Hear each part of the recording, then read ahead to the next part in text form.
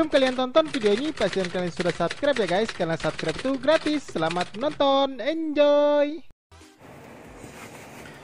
Assalamualaikum warahmatullahi wabarakatuh. Selamat datang di channel YouTube Sugar Glider Malaysia. Oke, sebelumnya saya nak minta maaf kerana lambat dalam mengupload video. Disebabkan kerja banyak. Oke, tapi kali ini saya akan sharekan dengan kalian, dengan korang, apa saja tanda-tanda sugar glider itu stres. Ramai orang tak tahu sugar glider dia stres.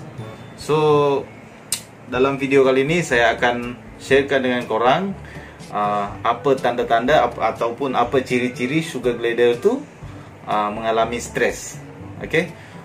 Sebab ada juga kadang-kadang kawan tiba-tiba mesej, tiba-tiba call, bang, kenapa sugar glider saya tiba-tiba mati? Semalam aktif je, semalam ini je, semalam sihat, tiba-tiba hari ini mati, lemas, macam kena sawan. So hari ini saya akan sharekan dengan korang apa tanda-tanda sugar glider tu stres. Tonton terus videonya. Tapi sebelum tu korang tekan button merah dekat bawah tu, tekan button subscribe supaya saya lebih semangat lagi dalam men-sharekan video-video tentang sugar glider, utamanya tentang penyakit-penyakit sugar glider. Tonton terus.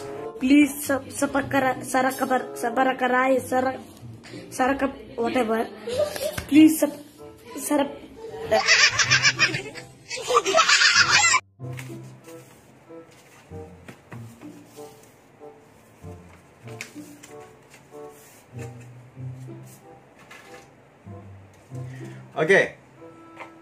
Untuk apa tanda-tanda sugar glider stres? Yang pertama, korang tengok sugar glider korang, bila sugar glider korang itu nafsu makan dia menurun, dia tak nak makan, itu adalah salah satu tanda kenapa sugar glider korang itu mengalami stres.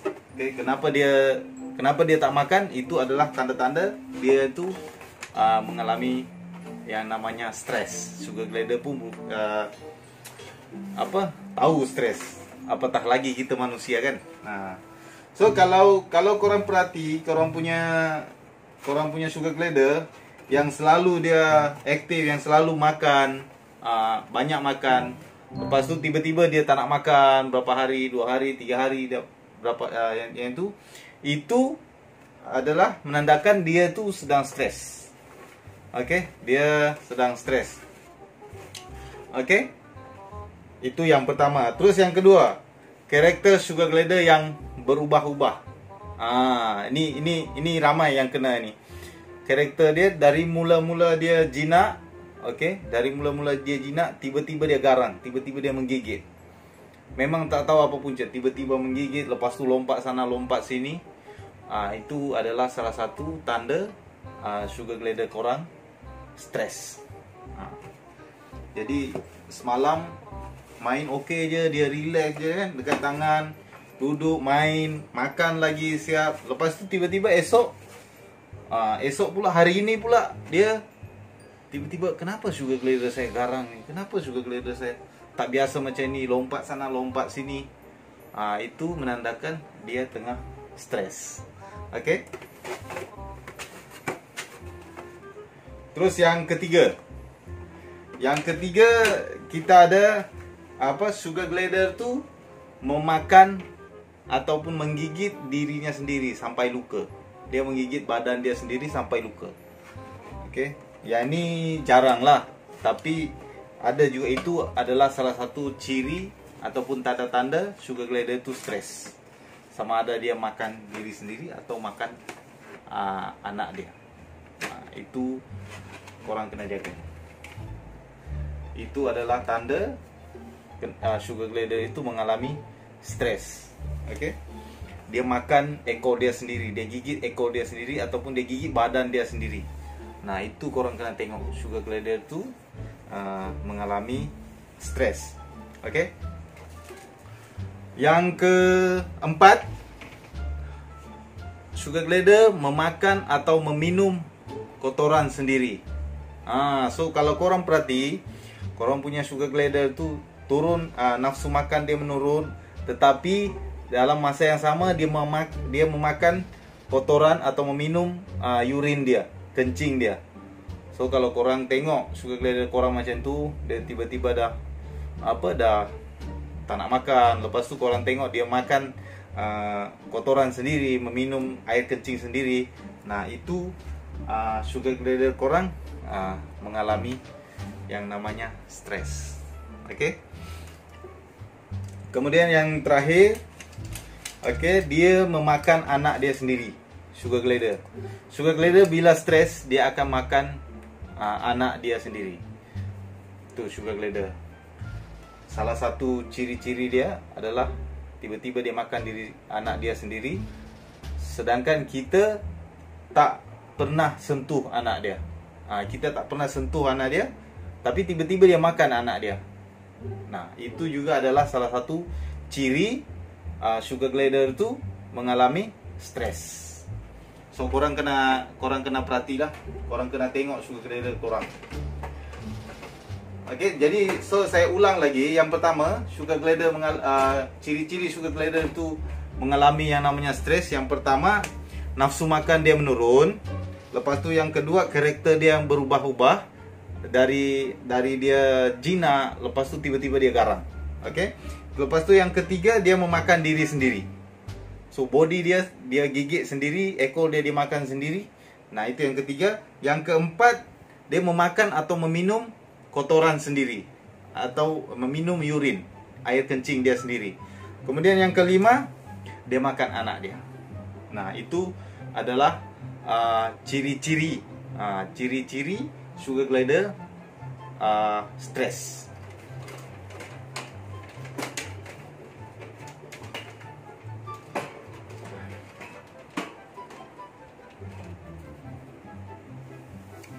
Okey. Sekarang penyebabnya pula. Penyebabnya. Kenapa sugar glider tu stres? Okey. Sekejap guys. Okey, kenapa sugar glider itu stres? Yang first kali, kenapa dia stres, iaitu susah beradaptasi dengan lingkungan yang baru. Dia susah, macam kita baru balik daripada kita beli sugar glider ni. Lepas tu dia letak dalam sangkar yang baru. Itu jadi suasana baru untuk dia. So dia susah nak maksud dia beradaptasi dengan lingkungan yang baru. Itu yang pertama. Kemudian yang kedua, sugar glider melakukan perjalanan yang jauh, naik kereta. Naik kereta, dia macam mabuk lah. Kira dia mabuk. Sugar glider boleh stres juga. Okey. Yang ketiga, hidup sendiri. Nah, ini yang ramai orang tak tahu kenapa sugar glider itu stres. Penyebabnya adalah selalu orang bela sugar glider itu kurang dari 2 ekor atau seekor.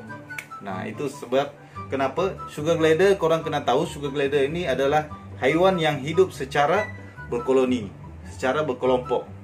So, bila hidup sendiri, memang ada orang yang bela sugar glider itu lebih dari 3 tahun, 4 tahun.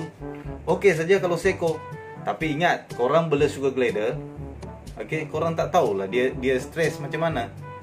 Kalau dia boleh survive dia punya rasa stres tu, okeylah, dia boleh tahan. Tapi kalau dia tak boleh, dia stres hingga menyebabkan kematian. So sebab korang kena tahu sugar glider ni hidup secara berkoloni, satu grup. Okey, itu yang ketiga. Kemudian yang keempat, sugar glider boleh stres kalau rakan atau kawan sekandang dia, satu sangkar dengan dia atau kawan rapat dengan dia itu mati. Okay, so kalau korang ada 2 sugar glider, lepas tu yang satu mati, yang satu akan mengalami yang namanya kemurungan. Lepas tu dia akan stres. Bukan kemurungan dia sugar glider bila dia lompat-lompat sana, lompat sini, lepas tu tiba-tiba garang, itu adalah stres. So itu tadi sugar glider penyebab dia ditinggal kawan dia. Kawan satu bilik dia, kawan satu tempat dia tu mati. Nah, itu boleh menyebabkan dia stres. Kemudian yang kelima, sakit yang berkepanjangan. So maksud dia lama dia sakit tu. Dia tak boleh tahan, lepas tu dia rasa stres, lama-lama hilang nafsu makan dan mati. Okey. Lepas tu yang keenam adalah faktor pemakanan. Sugar glider kalau korang bagi itu je tiap hari, lepas tu makanan dia tak cukup serat, makanan dia tak cukup nutrisi, dia akan stres. Dia sebab tu nampak sugar glider tu akan kurus, lepas tu macam tak terurus. Itu akan menyebabkan dia mengalami stres. Okey, kemudian sugar glider yang hamil di bawah umur. Sugar glider boleh hamil di bawah umur. Okey. Selalunya kalau korang nak kawinkan sugar glider tu, kawinkanlah sugar glider yang umur dia dah boleh kawin. Okey, selalunya antara 6 atau 7 bulan ke atas. 7 bulan ke atas baru korang kawinkan. Sebab kalau dia kawin muda, lepas tu dia ada hamil muda pula, itu boleh menyebabkan dia stres. Sebab terkejut tiba-tiba hamil, lepas tu dia tak tahu nak buat apa sebab kehamilan di bawah umur. Okey, so itu yang menyebabkan sugar glider korang rasa stres. Dan ingat, stres ini boleh menyebabkan kematian untuk sugar glider. So korang kena hati-hati, korang kena tahu tanda-tanda dia atau penyebab-penyebab dia. So itu saja untuk ciri-ciri ataupun tanda-tanda dengan penyebab sugar glider itu menjadi stres dan sehingga menyebabkan kematian untuk sugar glider. Okey. Terima kasih kerana sudi tonton video saya. Ini merupakan satu pengajaran untuk kita. Kita ambil dia punya supaya kita tahu macam mana kenapa sugar glider itu mengalami stres sehingga menyebabkan kematian. Okey. Itu saja video kali ini. Terima kasih banyak. Lebih dan kurangnya saya memohon maaf. Jangan lupa like, comment, and subscribe channel YouTube Sugar Glider Malaysia. Bye bye. Jumpa lagi di next video.